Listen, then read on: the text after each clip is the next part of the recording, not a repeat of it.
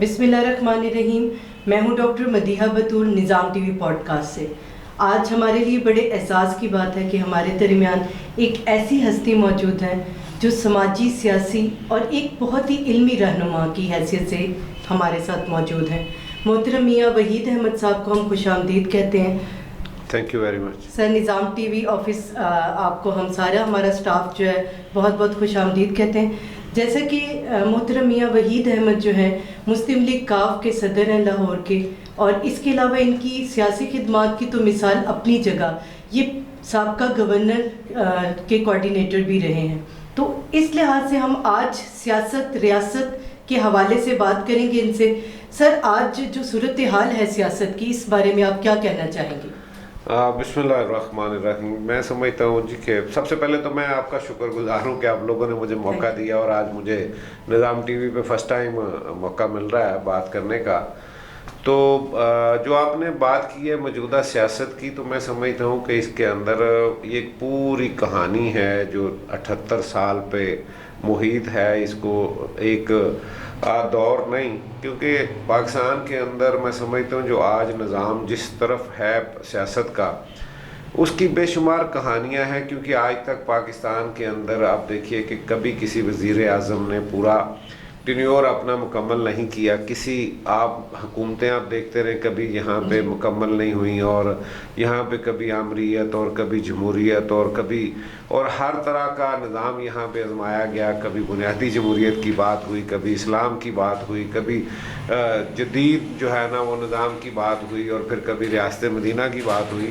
تو میں سمجھتا ہوں کہ پاکستان ایک تجربہ کا بنی ہوئی ہے، جس کی وجہ سے ابھی تک جو ہے نا ہم لوگوں نے جو ہے وہ ابھی اس جگہ پہ جو دنیا کے اندر جمہوریت جہاں پہ جس طریقے سے چل رہی ہے، اس طریقے سے ہمارے یہاں پہ ابھی تک نہ وہ جمہوری رویے ہیں، نہ جمہوریت اس طرح سے پنپ سکی ہے. اور اس میں خاص وجہ یہ بھی ہے کہ میں سمجھتا ہوں کہ ہمارا جو خاص طور پہ پاکستان بننے کے بعد پہلا جو دور ہے، جو پہلے 8-9 سال ہیں، وہ بہت اہم ہے. اگر ان کو دیکھیں تو اس میں آپ کو بہت سی چیزیں ایسی ملیں گی کہ اس وقت اگر کچھ ریفارمز ہو جاتی یہاں پہ ہماری بہت سی چیزوں میں جو نہیں ہوا، جس کی وجہ سے آج ہم سمجھ رہے ہیں کہ ہم بہت پیچھے جو ہیں. اور آج جو عدم استحکام ہے، سیاسی عدم استحکام خاص طور پہ، اس کی وجہ سے پھر معاشی عدم استحکام ہے. اور وہ یہ ساری وجوہات بے شمار وجہ ہیں. اب میں کس پہ بات کروں، لیکن آج میں سمجھتا ہوں کہ آج اگر ہم چاہتے ہیں کہ پاکستان کے اندر سیاسی نظام بہتر ہو، جمہوریت بہتر ہو، اور یہاں پہ امن ہو، اور وہ دہشت گردی کا جو ایک ہم پہ لیبل پوری دنیا لگاتی، حالانکہ ہم سب سے زیادہ خود اس کا شکار ہیں، آپ کے سامنے ہیں. تو اس کے لیے بے حد ضروری ہے کہ ہمیں جو ہے نا وہ اپنے جو ہے نا وہ نظام کے اوپر وہ جو آئین، حالانکہ میرے خیال میں جو میں ہمیشہ جس کا خواہش مند رہا ہوں، یا میری جو خواہش ہمیشہ رہی ہے، وہ وہی ہے جو میرے قائد کی تھی، کہ جس کے لیے یہ پاکستان حاصل کیا گیا. جب ان سے پوچھا گیا تھا کہ آپ نے آئین، قائد اعظم رحمہ اللہ سے جب پوچھا گیا تو انہوں نے کہا کہ 1300 سال پہلے آئین بن چکا. تو میں تو سمجھتا ہوں کہ وہ جو 1400 سال پہلے والا آئین ہے، ہمارا آئین تو وہی ہونا چاہیے. لیکن چلے جو بھی بنا 73 کے اندر، میں سمجھتا ہوں کہ اس کے اوپر بھی اگر اس پہ عمل ہو جائے تو پاکستان کے بے شمار مسئلے حل ہو جائیں گے. پاکستان کے اندر جو ہے نا وہ بہتری آ جائے گی. ہمارا یہ عدم استحکام کا مسئلہ ختم ہوگا، اور خاص طور پہ جو ہمارا ایک جمہوری رویہ ہی نہیں ہے، نہ جماعتوں کے اندر ہیں، نہ ہمارے جو ہے نا آپ دیکھیں کہ، اور خاص طور پہ آج اس طریقے سے حالات بن چکے ہیں کہ آج سیاست کے اندر وہ رواداری والا سلسلہ ہی ختم ہو گیا ہے. یہ جمہوریت کے اندر، سیاست کے اندر آپ دیکھیے کہ اختلاف بھی ہوتا ہے، یہ حسن ہے جمہوریت کا، اختلاف رہنا چاہیے، لیکن دشمنیاں نہیں ہونی چاہیے. لیکن بدقسمتی یہ ہے کہ ہم اس سطح پہ چلے گئے جہاں پہ دشمنیوں میں بات چلی گئی ہے. آج تو پاکستان کے اندر جماعتیں اس قدر اس طرح کے رویے ہو گئے کہ کسی کی غمی خوشی کے اندر بھی جو ہے نا وہ دوسری جماعت کے بندے سے اس کی غمی خوشی میں بھی شریک جو ہے نا ہونا وہ جرم سمجھا جاتا ہے. اور اس قدر تفریق جو ہے یہ بہت زیادہ آگے ہم لوگ چلے گئے ہیں، اور اس کو آج بہت ضروری ہے کہ ہم لوگ حل کریں، کیونکہ ہم پہلے ہی بہت نقصان کر چکے ہیں. اب دیکھیے کہ ایک حصہ ہم گوا چکے ہیں. آج ہمارے پاکستان کے اندر جو کے پی کے حالات ہیں، جو بلوچستان کے حالات ہیں، وہ آپ کے سامنے ہے اس وقت۔ میں سمجھتا ہوں کہ تمام ہماری جتنی سیاسی ایلیٹ ہے، جتنے ادارے ہیں، جتنے جو ہے نا اس ریاست کے پلر ہیں، سب کو اپنا اپنا رول ادا کر کے پاکستان کے اندر وہ رواداری والا معاملہ، وہ جس مقصد کے لیے یہ ملک حاصل کیا گیا تھا، اس پہ واپس آنا ہوگا۔ اچھا سر، سیاست کا تعلق ہمیشہ ہم کہتے ہیں خدمت کے ساتھ ہے، کیا آج کے دور میں آپ سمجھتے ہیں کہ خدمت کا جذبہ ہے؟ دیکھیے، جب ہم لوگ، میں چونکہ ایک سیاسی ورکر ہوں، سیاسی جماعت سے تعلق ہے، سیاست سے واسطہ ہے، تو جب ہم اس فیلڈ میں آتے ہیں تو سب سے پہلا، اور جب ہم لوگوں میں جاتے ہیں تو دیکھیے ہمارا مقصد اور مطلب اور جو کچھ بھی ہے اس کے پیچھے خدمت ہی مین چیز ہوتی ہے۔ لیکن بدقسمتی یہ ہے کہ ایک عرصہ دراز سے یہاں اس ملک کے اندر وہ سیاست خدمت نہیں کاروبار بن گیا ہے۔ اس کی وجہ یہ ہے کہ ہم نے یہاں پہ ایک سب سے بڑا جو جرم ہے، میں سمجھتا ہوں اس میں ہم تمام جماعتیں شامل ہیں، میں کسی کو بری ذمہ نہیں ٹھہراؤں گا۔ آپ دیکھیں کہ پچھلے، مجھے یاد ہے کہ 83 جب ہم لوگ اسٹوڈنٹ تھے، اس زمانے سے لے کے اب تک 83 کے بعد میں نے اس ملک کے اندر اسٹوڈنٹ سیاست نہیں دیکھی۔ میں نے اس کے بعد یہاں پہ جو ہے نا وہ لیبر کی، یہاں پہ ٹریڈ کی، یہاں پہ باقی جہاں جہاں بھی سیاست ہوا کرتی تھی، اس طریقے کے ساتھ ہم نہیں دیکھ رہے، جس کا نتیجہ یہ ہوا کہ جن نرسریوں سے جو ہے نا لیڈرشپ نے آنا تھا، وہ بالکل اس وقت وہ ان کو بند کر دیا گیا ہے۔ یہ سب سے بڑا میں سمجھتا ہوں لاس ہے۔ اور دوسرا ایک اور نقصان جو ہے وہ میں سمجھتا ہوں کہ بلدیات، کیونکہ دنیا کے اندر آپ دیکھیں کہ جہاں پہ بھی جتنے بھی ترقی یافتہ ممالک ہیں، وہاں پہ جو لوکل گورنمنٹس ہیں وہ یہ جو ہے نا وہ بہترین وہاں پہ کام کر رہی ہیں، اور چھوٹے موٹے جو کام ہوتے ہیں، جو ڈیولپمنٹ کا خاص طور پہ کام ہے، یا لوگوں کا آپس کے اندر ایک جو معاملات ہیں، وہ ہمیشہ لوکل گورنمنٹس کرتی ہیں۔ لیکن بدقسمتی یہ ہے کہ ہمارے یہاں عرصہ دراز سے اس کو وہ اہمیت نہیں دی جاتی۔ حالانکہ ہمارے جو جب آمریت ہوتی ہے یہاں پہ، تو آپ دیکھیے کہ ایوب خان کا دور دیکھ لیں، آپ جنرل ضیاء کا دور دیکھ لیں، آپ پرویز مشرف کا دور دیکھ لیں، تمام ادوار کے اندر آپ نے دیکھا کہ بلدیاتی ادارے جو ہیں نا وہ بڑا اچھا کام کرتے رہے۔ اور آج بھی میں سمجھتا ہوں کہ وہاں سے آپ کو لیڈرشپ بھی ملے گی، وہاں پہ آپ کو ہمارا ایک یہاں خاص طور پہ بہترین نظام ہوا کرتا تھا، پنچایتی نظام۔ آپ دیکھیں کہ وہ جب ہی ممکن ہے جب گلی محلے سے لوگ ہوں گے، گلی محلے سے وہ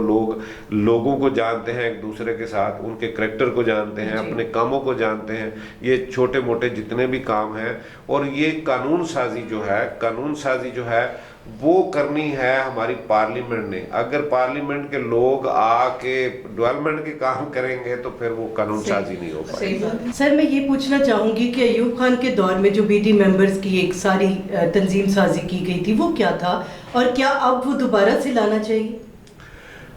دیکھیں، ہر تینوں ادوار اگر آپ دیکھیں کہ وہ ایوب خان کا دور جو بی ٹی ممبرز کا ہے، اس کے بعد جنرل ضیاء کا جو بلدیات کا نظام تھا، جو اس سے پھر اور بہتر جو ہے نا پرویز مشرف کے دور میں ہوا، تو وہ اصل میں وہ نچلی سطح تک وہ اختیارات کی منتقلی جو ہے، جو حق ہے ہر ایک کا، میں سمجھتا ہوں کہ اس زمانے میں یہ ضرور ہوا۔ اور ان لوگوں نے باوجود اس کے کہ وہ آمریت، وہ حالانکہ وہ جمہوریت کے نہ قائل تھے، نہ انہیں کوئی ووٹ کی ضرورت تھی، نہ، لیکن انہوں نے ایک نظام چلانے کے لیے وہ کام کیا۔ اور اس سے دیکھیں کہ آج آپ کی اسمبلیوں کے اندر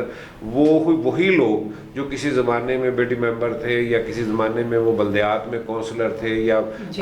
ناظم یا چیئرمین تھے، وہ آج آپ کی پوری پارلیمنٹ میں، اسمبلیوں میں۔ لیکن یہاں پہ ایک جو مس ہے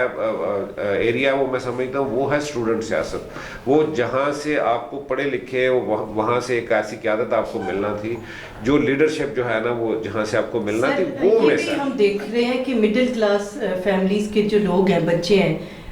ایسے نوجوان ہیں، وہ کم نظر آتے ہیں سیاست میں، ایسا کیوں ہے؟ وہ میرے سوال کا جو میں نے ابھی آپ سے بات کی ہے، یہ بالکل اسی سے ریلیٹڈ بات ہے۔ آپ دیکھیے کہ اگر وہ لوگ جو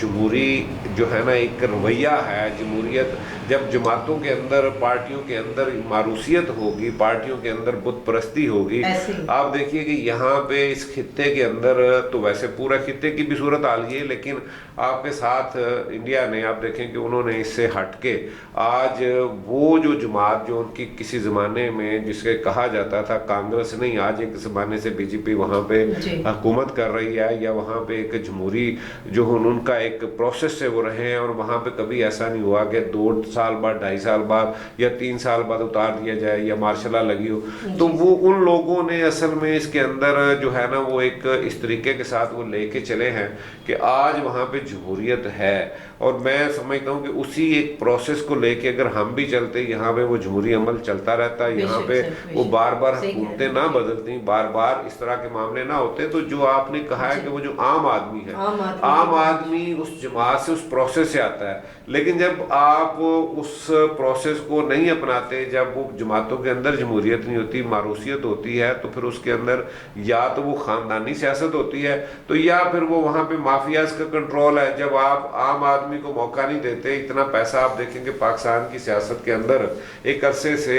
इतना ज़्यादा पैसा जो है ना वो उसका इन्वॉल्वमेंट है कि आज एमपी का इलेक्शन लड़ने के लिए कम से कम 7-8 करोड़ रुपया चाहिए, और अब अगर 7-8 करोड़ एमपी के इलेक्शन के लिए और एमएनए के लिए 10-15 करोड़ खर्च करेगा, तो वो बेचारा आम आदमी तो नहीं कर सकता। वो चाहे कितना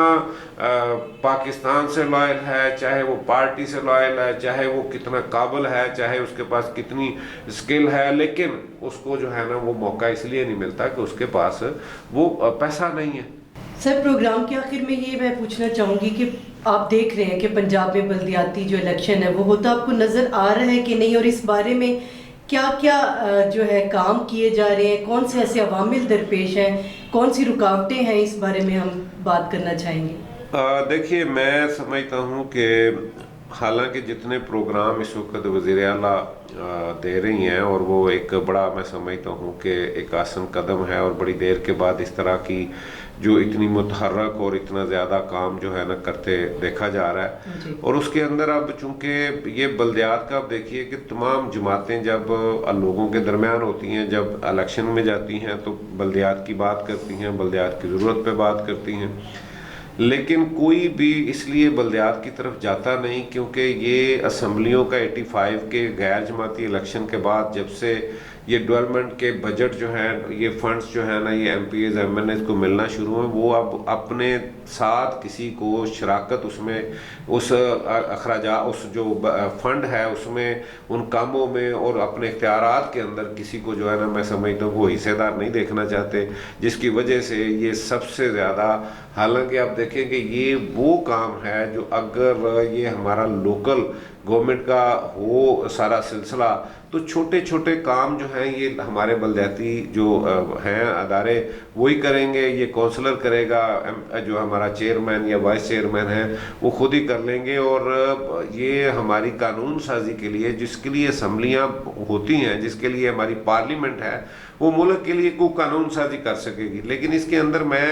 जो देख रहा हूँ, मैं समझता हूँ कि ये हम लोग अपनी जो है ना वो निचली सतह पे पावर शेयर नहीं करना चाहते, जिसकी वजह से, और इसी वजह से आप देखेंगे अब भी डिले हुआ है। हालांकि हम हुकूमत का हिस्सा हैं, लेकिन इसके बावजूद मुझे